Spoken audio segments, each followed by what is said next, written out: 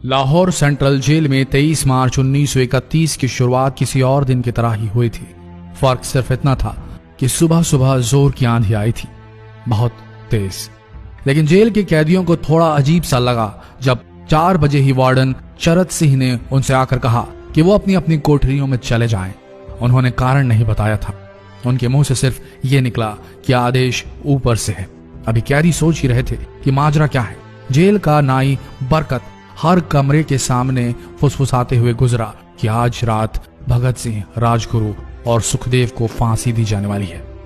उस क्षण की निश्चिंता ने उनको झकझोर कर रख दिया। कैदियों ने बरकत से मनुहार की कि वो फांसी के बाद भगत सिंह की कोई भी चीज जैसे पेन, कंघा या घड़ी उन्हें लाकर दें ताकि वो अपने पोते पोतियों को बता सकें कि कभी वो भी भगत सिंह के साथ जेल में बंद थे।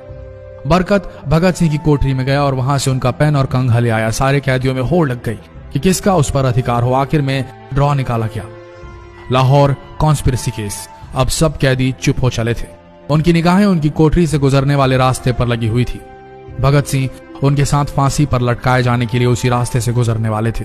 एक बार पहले जब भगत सिंह उसी रास्ते से ले जाए जा रहे थे तो पंजाब कांग्रेस के नेता भीमसेन सच्चर ने आवाज ऊंची कर उनसे पूछा था, आप और आपके साथियों ने लाहौर कॉन्स्पिरेसी केस में अपना बचाव क्यों नहीं किया?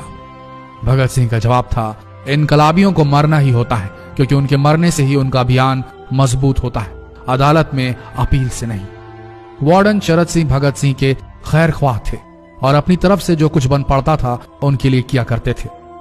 उनकी वजह से ही लाहौर की द्वारकादास लाइब्रेरी से भगत सिंह के लिए किताबें निकलकर जेल के अंदर आ पाती थी। भगत सिंह की जेल की जिंदगी काफी कठिन थी। किताबें पढ़ने का शौक हो चला था उन्हें कि एक बार उन्होंने अपने स्कूल के साथी जयदेव कपूर को लिखा था कि वो उनके लिए कार्ल लिब्नेख्त की मिलिट्रिज्म, लेनिन की लेफ्ट विंग कम्युनिज्म और ऑप्टन सिंक्लेयर का उपन्यास द स्पाई कुलबीर के जरिए भिजवाएं। भगत सिंह जेल की कठिन जिंदगी के आदी हो चले थे। उनकी कोठरी नंबर 14 का फर्श पक्का नहीं था, उस पर घास उगी हुई थी। कोठरी में बस इतनी ही जगह थी कि उनका 5 फुट 10 इंच का शरीर बमुश्किल उसमें लेट पाए। भगत सिंह को फांसी दिए जाने से 2 घंटे पहले उनके वकील प्राणनाथ मेहता उनसे मिलने पहुंचे। मेहता ने बाद में लिखा कि भगत सिंह अपनी छोटी सी कोठरी में पिंजड़े में बंद शेर की तरह चक्कर लगा रहे थे। इनकलाब जिंदाबाद। उन्होंने मुस्कुराकर मेहता को स्वागत किया और पूछा कि आप मेरी किताब रिवोल्यूशनरी लेनिन लाए या नहीं। जब मेहता ने उन्हें किताब दी तो वे उसे उसी समय पढ़ने लगे मानो उनके पास अब ज्यादा समय न बचा। मेहता ने उनसे पूछा कि क्या आप देश को कोई संदेश देना चाहेंगे? भगत सिंह ने किताब से अपना मुंह हटाए बगैर कहा, सिर्फ 2 संदेश, साम्राज्यवाद मुर्दाबाद और इनकलाब जिंदाबाद।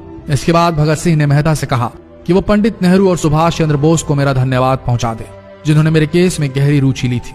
भगत सिंह से मिलने के बाद मेहता राजगुरु से मिलने उनकी कोठरी पहुंचे।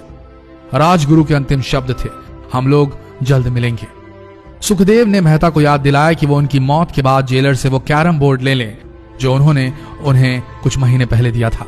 मेहता के जाने के थोड़ी देर बाद जेल अधिकारियों ने तीनों क्रांतिकारियों को बता दिया कि उनको वक्त से 12 घंटे पहले ही फांसी दी जा रही है। अगले दिन सुबह 6 बजे की बजाय उन्हें उसी शाम 7 बजे फांसी पर चढ़ा दिया जाएगा। भगत सिंह मेहता द्वारा दी गई किताब के कुछ पन्ने ही पढ़ पाए थे।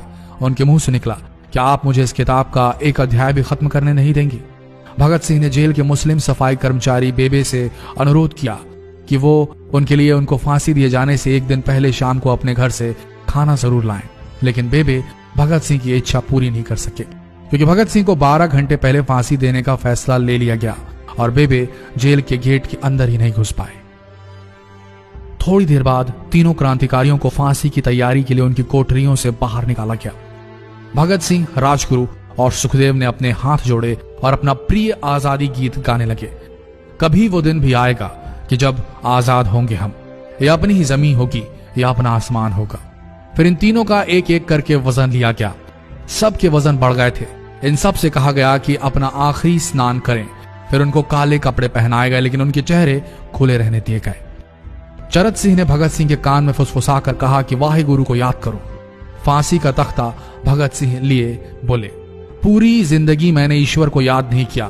असल में मैंने कई बार गरीबों के कलेश के लिए ईश्वर को कोसा भी है।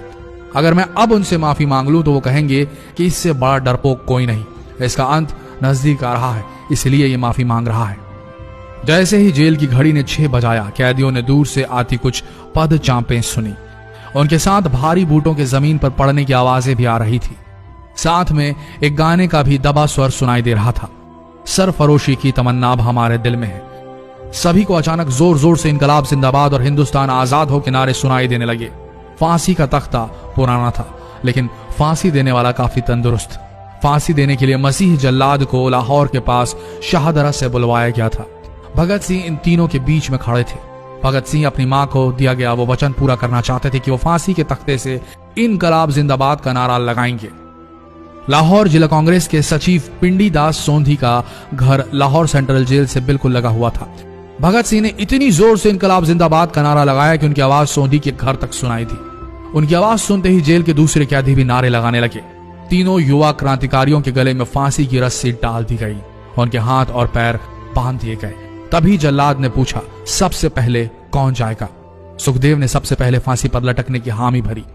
जल्लाद ने एक एक कर रस्सियां खींची और उनके पैरों के नीचे लगे तख्तों को पैर मारकर हटा दिया। काफी देर तक उनके शव तख्तों से लटकते रहे। अंत में उन्हें नीचे उतारा गया और वहां मौजूद डॉक्टरों लेफ्टिनेंट कर्नल जे नेल्सन और लेफ्टिनेंट कर्नल NS सोंधी ने उन्हें मृत घोषित किया। एक जेल अधिकारी पर फांसी का इतना असर हुआ कि जब उससे कहा गया कि वो मृतकों की पहचान करें तो उसने ऐसा करने से इनकार कर दिया। उसे उसी जगह पर निलंबित कर दिया गया अंग्रेजों द्वारा।